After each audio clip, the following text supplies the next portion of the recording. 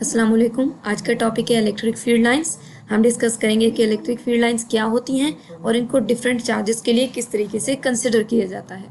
Electric field lines वो specific lines होती हैं जो किसी चार्ज के सराउंडिंग में उसके टेंजेंशियली एक्ट करती हैं और वो उस चार्ज की इलेक्ट्रिक फील्ड को इंडिकेट करती हैं, यानी कि इलेक्ट्रिक फील्ड की डायरेक्शन को इंडिकेट करती हैं।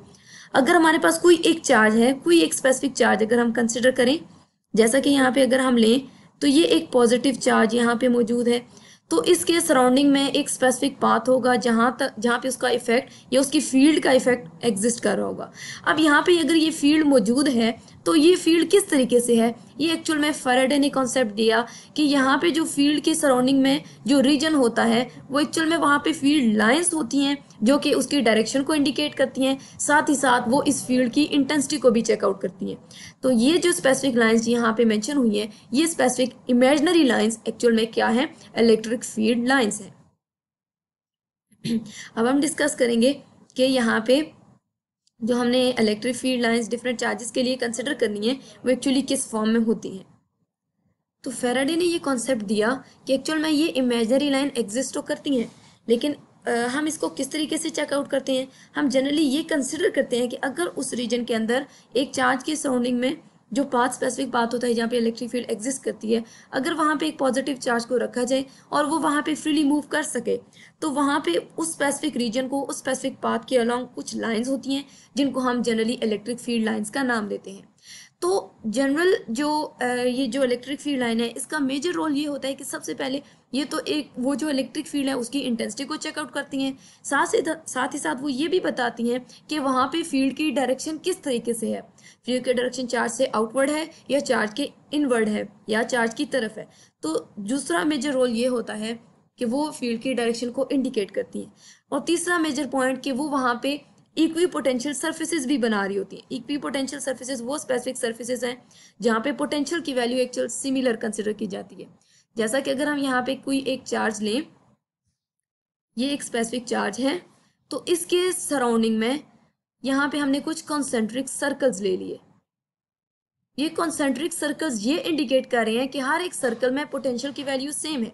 जैसा कि ये पहला सर्कल है, इसमें किसी भी एक सरफेस के इस सरफेस के किसी एक पॉइंट पे कंसिडर किया जाए तो पोटेंशियल की वैल्यू सेम होगी। अगर अगले सर्कल की बात करेंगे तो वहां पे भी क्या होगा, इस सरफेस पे कहीं पे भी रीजन में कहीं पे भी कंसिडर कर लिया जाए, किसी एक पॉइंट पे कंसिडर कर लिया जाए तो पोटेंशियल की वैल्यू सेम होती है। लेकिन इन कॉन्सेंट्रिक सर्कल्स की आपस में वैल्यू वेरी कर रही होती है। पहले सर्कल की अलग होती है, दूसरी की उससे अलग, तीसरी की उससे डिफर कर रही होती है। यानी आपस में वो डिफर करती हैं लेकिन एक ही सर्कल के अंदर उस पोटेंशियल की वैल्यू सेम होती है। तो ये जो सर्फेसिस या ये जो कॉन्सेंट्रिक सर्कल्स हम ड्रॉ करते हैं, इनको हम नाम देते हैं इक्वी पोटेंशियल सर्फेसिस। और वहाँ पे हम जब कंसिडर करते हैं इलेक्ट्रिक फील्ड लाइंस को, तो वो एक्चुअल में इक्वी पोटेंशियल सर्फेसिस ही बना रही होती हैं जो कि इंडिकेट करती हैं कि हर एक के अलॉन्ग पोटेंशियल की वैल्यू सेम है, लेकिन एक दूसरे के अलॉन्ग वो वेरी करेंगी। नेक्स्ट है कि ये लाइंस किस तरीके से जो है ओरिजिनेट होती हैं। जनरली हम ये कहते हैं कि जो इलेक्ट्रिक फील्ड लाइंस हैं वो ओरिजिनेट होती हैं या वो स्टार्ट करती हैं पॉजिटिव से, पॉजिटिव चार्ज से, और वो एंड करती हैं नेगेटिव चार्ज पे। जैसा कि ये फिगर में हमने दो चार्जेस को लिया हुआ है, एक है हमारे पास पॉजिटिव और दूसरा है हमारे पास नेगेटिव चार्ज। अब इसमें क्या है, हम कह रहे हैं कि फील्ड का जो बिहेवियर होता है, फील्ड लाइंस का जो बिहेवियर है वो ये है कि वो हमेशा स्टार्ट करेंगी पॉजिटिव से और एंड करेंगी नेगेटिव पे। तो ये जो फील्ड लाइंस हैं ये एक्चुअल में कुछ इस तरीके से होंगी कि ये पॉजिटिव से स्टार्ट करेगी और एंड, यानी इसकी डायरेक्शन कहाँ पे एंड होगी, नेगेटिव चार्ज की तरफ। उस केस में ये कुछ स्ट्रेट लाइंस और कुछ कर्व लाइंस कवर करती हैं। ये जो स्पेसिफिक लाइन है जो पॉजिटिव से नेगेटिव तक जा रही हैं, इन लाइंस को हम इलेक्ट्रिक फील्ड लाइंस का नाम देते हैं। अब हम आगे चल के डिस्कस करेंगे कि हमेशा पॉजिटिव से आउटवर्ड क्यों होती हैं और हमेशा नेगेटिव की तरफ ये फील्ड लाइंस क्यों जाती हैं। तो नेक्स्ट है हमारे पास electric field line due to a positive charge. इसमें हम देखेंगे कि जब हम पॉजिटिव चार्ज की बात करते हैं तो वो पॉजिटिव चार्ज में हमेशा फील्ड लाइन की डायरेक्शन आउटवर्ड क्यों होती है। तो इसको चेकआउट करने के लिए हमने यहाँ पे एक पॉजिटिव चार्ज को लिया, यहाँ पे हमने सेंटर में कंसिडर किया, और अगर हम इसकी फील्ड लाइन को चेकआउट करना चाहते हैं तो हम यहाँ पे क्या करेंगे, कोई एक टेस्ट चार्ज यहाँ पे इंट्रोड्यूस करवाएंगे। किसी एक, यहाँ पे मैंने एक पॉजिटिव टेस्ट चार्ज को मेंशन किया। हम देखना चाह रहे हैं कि वो फील्ड लाइन कैसे होंगी वहां पे, उन वो अगर ओरिजिनेट हो रही हैं तो किस तरीके से हो रही हैं, क्यों हो रही हैं बाहर की तरफ। तो उसको चेकआउट करने के लिए हमने यहाँ पे एक टेस्ट चार्ज को इंट्रोड्यूस किया। हमें नहीं मालूम कि इसकी डायरेक्शन आउटवर्ड है, हमने ये चेकआउट करना है। तो जैसे ही ये टेस्ट चार्ज यहाँ पे इसके करीब आएगा, इस रीजन के इनसाइड में आएगा, तो ये टेस्ट चार्ज भी पॉजिटिव है, ये सोर्स चार्ज भी पॉजिटिव है, दोनों एक जैसे हैं, दोनों एक दूसरे को रिपेल करेंगे। रिपल्जन की वजह से क्या होगा, ये टेस्ट चार्ज कुछ इस डायरेक्शन में मूव करेगा। इसका मतलब है यहाँ पे जितनी इमेजिनरी लाइंस मौजूद हैं वो सारी की सारी कुछ इस तरीके से हैं कि वो सारी की सारी आउटवर्ड डायरेक्शन में लाई कर रही हैं। तो इस वजह से हम कहते हैं कि ये जो इमेजिनरी लाइंस जिस डायरेक्शन में एक टेस्ट चार्ज को भेजेंगी उसी डायरेक्शन में वो फील्ड लाइन कंसिडर की जाएगी। तो जैसा कि ये सोर्स चार्ज पॉजिटिव था, इसने इस चार्ज को बाहर की तरफ मूव करवाया, इसका मतलब है हम एक पॉजिटिव चार्ज के लिए फील्ड लाइन को आउटवर्ड डायरेक्शन में लेते हैं।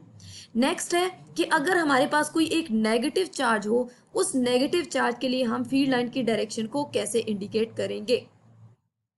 तो नेक्स्ट देख लेते हैं जी नेगेटिव चार्ज के फील्ड लाइंस का बिहेवियर।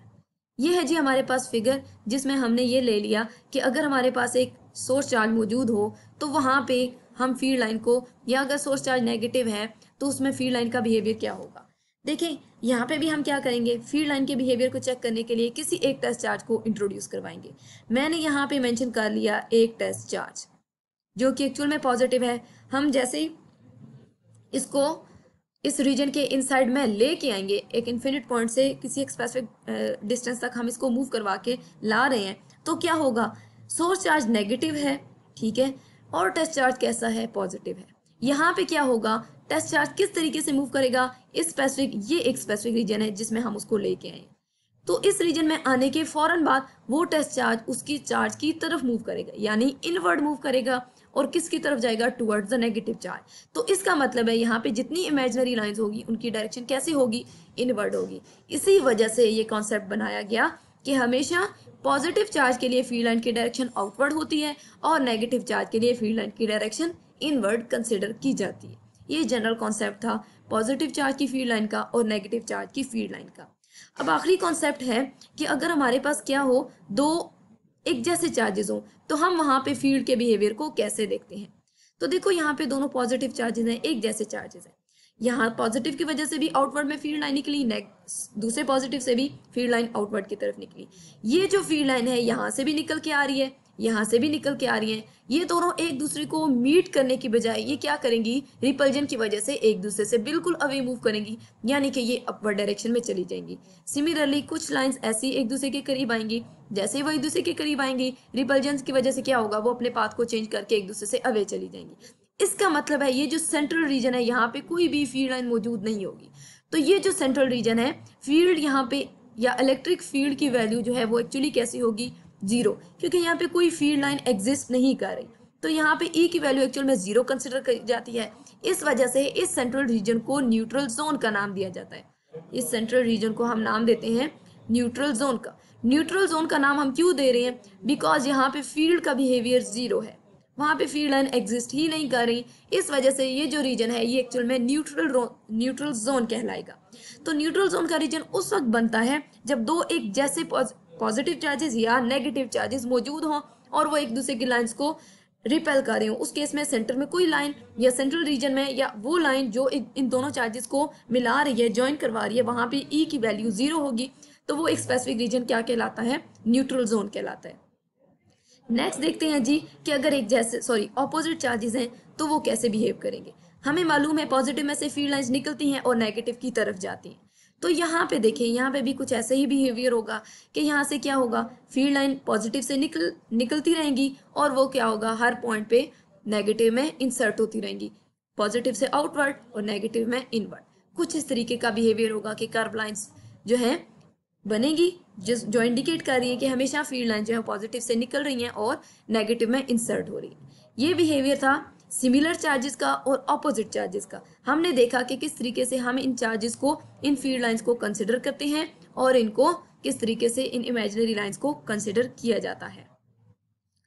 नेक्स्ट एक रीजन है जिस एक स्पेसिफिक हम कहते हैं कि जब हमारे पास एक रीजन सेंट्रल रीजन बनता है जहां पे हम कहते हैं एक वो रीजन होता है कि जहाँ पे फील्ड बिल्कुल जीरो होती है, जो कि पहला केस था पॉजिटिव चार्जेस के लिए, जहाँ पे हमारे पास वो रीजन बना था न्यूट्रल जोन का, जहाँ पे ई की वैल्यू एक्चुअल कैसी थी, जीरो के बराबर थी।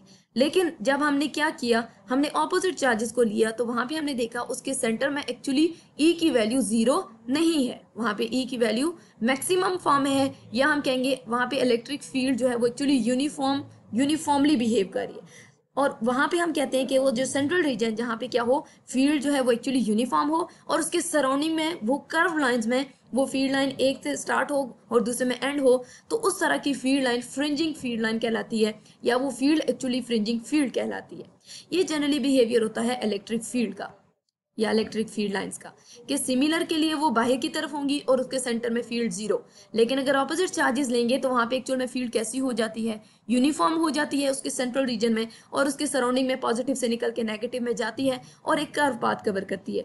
तो वो एक रीजन जहाँ पे कर्व लाइंस बन रही हों, उस स्पेसिफिक रीजन को, उस स्पेसिफिक फील्ड को हम नाम देते हैं फ्रिंजिंग फील्ड का।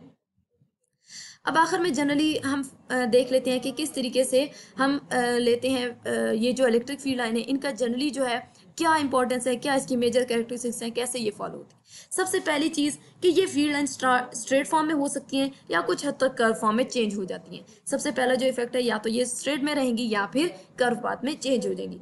दूसरी चीज़ ये है जो हमने स्टार्ट में ही देखी कि इसकी कोई फिजिकल सिग्निफिकेंस नहीं है, ये सिर्फ और सिर्फ इमेजिनरी लाइन्स है जो कि फेराडे ने कॉन्सेप्ट दिया था और उसके बाद अभी तक किसी साइंटिस्ट ने नहीं दिया। तो ये लाइन्स एक्चुअली इमेजिनरी लाइन्स के फॉर्म में ही कंसिडर की जाती हैं, जिसकी कोई खास सिग्निफिकेंस नहीं है। तीसरी बात कि ये हमेशा स्टार्ट होंगी पॉजिटिव चार्ज से और इसका एंड हमेशा होगा नेगेटिव चार्ज में।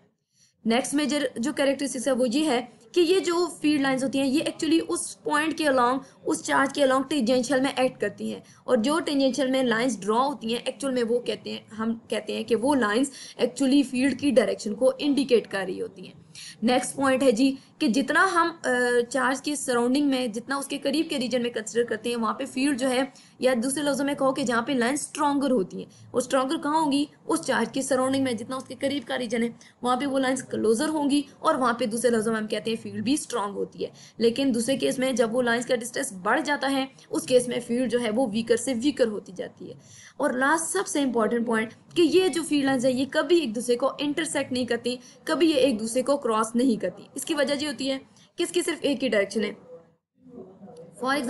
फॉर एग्जाम्पल अगर हम पॉजिटिव चार्ज की बात करते हैं, वो सारी की सारी बाहर की तरफ हैं। नेगेटिव में देखें तो वो इनवर्ट डायरेक्शन में होती हैं, यानी कि एक ही डायरेक्शन को वो फॉलो करवाती हैं, एक से ज़्यादा डायरेक्शन को फॉलो नहीं करवाती हैं।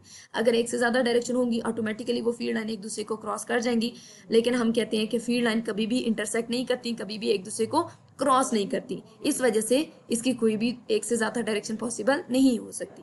ये थी आज का हमारा टॉपिक, जिसमें हमने इलेक्ट्रिक फील्ड लाइंस के बिहेवियर को चेकआउट किया। अगर आपको ये वीडियो अच्छी लगे तो प्लीज़ लाइक भी करें और मेरे चैनल को सब्सक्राइब करें। Thank you so much.